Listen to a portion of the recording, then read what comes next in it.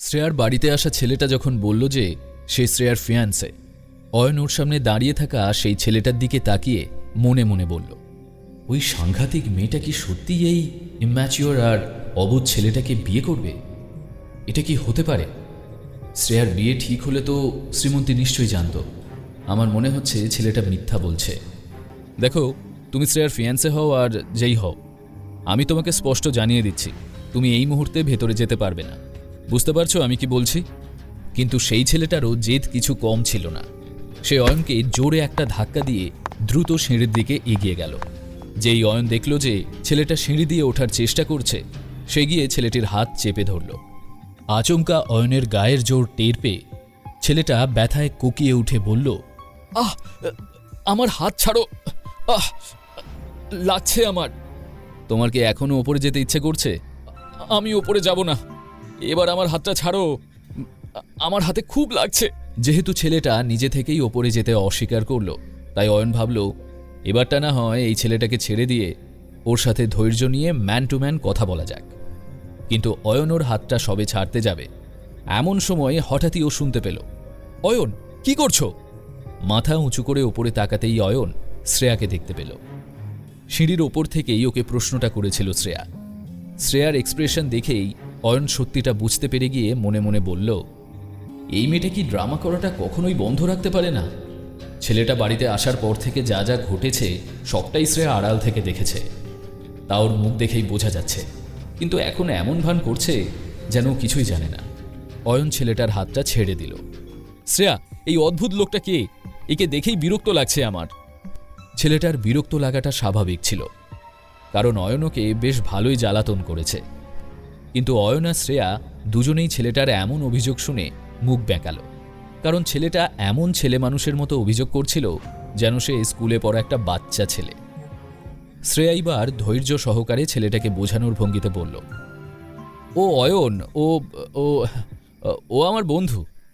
ছেলেটাকে জবাব দেওয়ার সময় শ্রেয়া একটু কিন্তু কিন্তু করছিল, কারণ অয়নকে নিজের বন্ধু বলে পরিচয় দিতে ওর মোটেই ইচ্ছে করছিল না। তবে ওর মনে হলো যে অয়ন শ্রীমন্তীর হাজব্যান্ড, এটা বলার থেকে ও শ্রেয়ার বন্ধু বলাটাই বেটার হবে। কি বন্ধু? তা এত রাতে তোমার এই বন্ধুটি এখানে কি কারণে ঘুরঘুর করছে? এতক্ষণে শ্রেয়ার মনে ডাউট ছিল যে সে অয়নকে বন্ধু হিসেবে পরিচয় দিয়ে ঠিক করছে কিনা, কিন্তু এবার এই ছটফটে হ্যান্ডসাম ছেলেটার কথা শুনে ওর ভুরু কুঁচকে গেল। রাতুল, তুমি কি বলতে চাইছো? দেখো, তোমার মনে যেটা চলছে সেটা ঝেড়ে কাশো।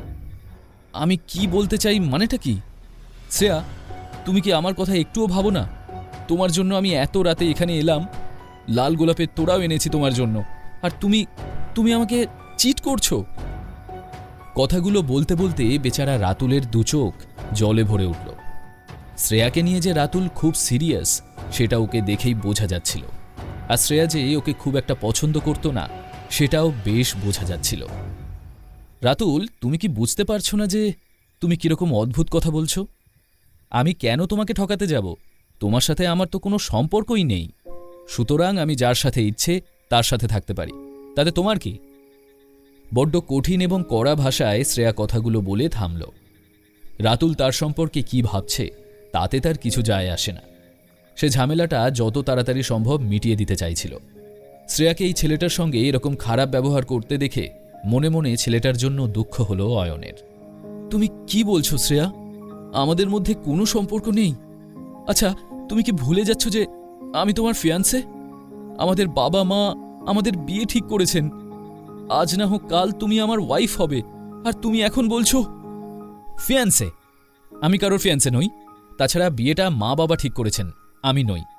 তোমার যা কথা বলার গিয়ে তাঁদের বলো, আমি বিয়েতে হ্যাঁ বলিনি, তাই আমাকে কিছু বলতে এসো না।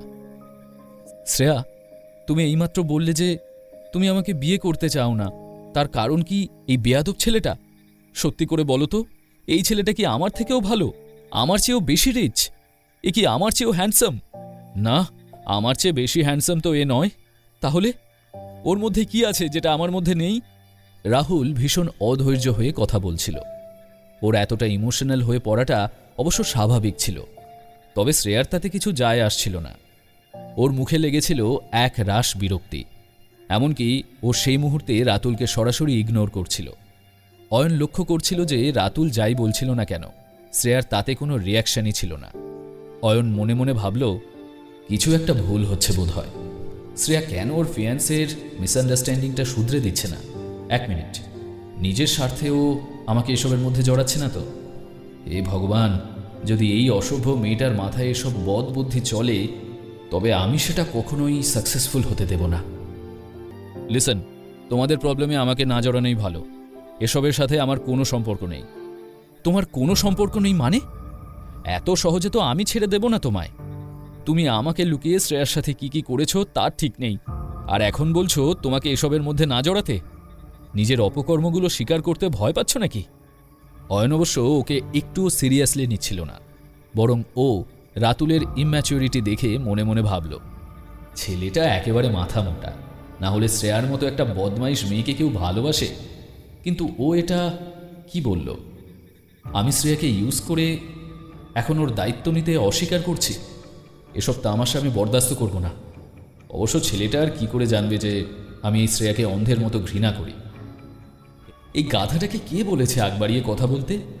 এমনিতেই গোদের ওপর বিষ ফোঁড়ার মতো এই রাতুল এখানে চলে এসেছে, তার উপর আবার এই অয়নও নিজের মুখটা বন্ধ রাখতে পারছে না। অবশ্য একদিকে ঠিকই হয়েছে, রাতুলের কথা শুনে অয়নের একেবারে চক্ষু চড়ক গাছ হয়ে গেছে।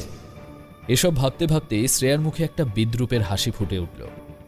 অয়ন যখন দেখল যে শ্রেয়া তাকে দেখে মিটিমিটি হাসছে, রাগে ওর গা জ্বলে উঠল। এখন এই ঝামেলাটা রাতুলের সঙ্গে অয়নের রইল না, এবার এই ফাইটটা হয়ে উঠল শ্রেয়া বনাম অয়নের। সেই সময় ওদের দুজনের একজনও এটা বুঝতে পারছিল না যে ওরা রাতুলের থেকেও বেশি ছেলে মানুষই করছিল। অয়ন কিছু একটা ভেবে নিয়ে বুক ফুলিয়ে রাতুলকে বলল, ঠিক আছে, আমি স্বীকার করছি যে আমি তোমার শ্রেয়ার কাছ থেকে অন্যায় সুযোগ নিয়েছি। এখন কি করবে? কি করবে তুমি শুনি? অয়নের কথা শুনে তো রাতুল আর শ্রেয়া দুজনের মুখই একেবারে হাঁ হয়ে গেল। অয়ন এসব বলেছিল শুধুমাত্র শ্রেয়াকে জব্দ করতে, ওর ঠোঁটে লেগে থাকা সেই বিদ্রুপাত্মক হাসিটা মুছে ফেলতে। আর ঠিক সেটাই হলো। শ্রেয়ার ঠোঁট থেকে হাসি উধাও হয়ে গেল এক নিমেষে। এদিকে অয়ন শ্রেয়ার শকড রিয়াকশন দেখে মুচকে মুচকে হাসতে লাগলো। এবার তখন রাতুলের অবস্থা পাগলের মতো হয়ে উঠেছিল। রাগে ওর হাত পা কাঁপতে শুরু করে দিল। ঠিক আছে, তার মানে তুমি তোমার সব অপকর্ম স্বীকার করছো। তোমার দেখছি খুব সাহস। এখন দেখো আমি তোমার সাথে কি করি। Just wait and watch. তোমাকে এমন শিক্ষা দেব যা তুমি সারা জীবনেও ভুলতে পারবে না। রাতুলের ব্যবহার অয়নের কাছে বড্ড ছেলে মানুষই লাগছিল, তাই সে স্বাভাবিকভাবে রাতুলকে বলল, ঠিক আছে, এখন বাড়ি যাও।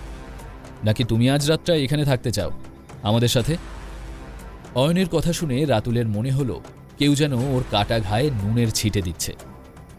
তীব্র ক্ষোভের সাথে রাগী চোখে অয়নের দিকে এক ঝলক চেয়ে শ্রেয়ার বাড়ি থেকে বেরিয়ে গেল রাতুল। রাতুল অয়নকে ঠিক কিভাবে জব্দ করতে চায়?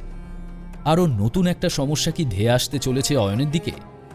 শ্রেয়ার বাড়িতে আগামী কয়েকটা দিন কেমন কাটবে অয়ন আর শ্রীমন্তীর, জানতে হলে শুনতে থাকুন এই গল্পটি শুধুমাত্র পকেট এফএমে।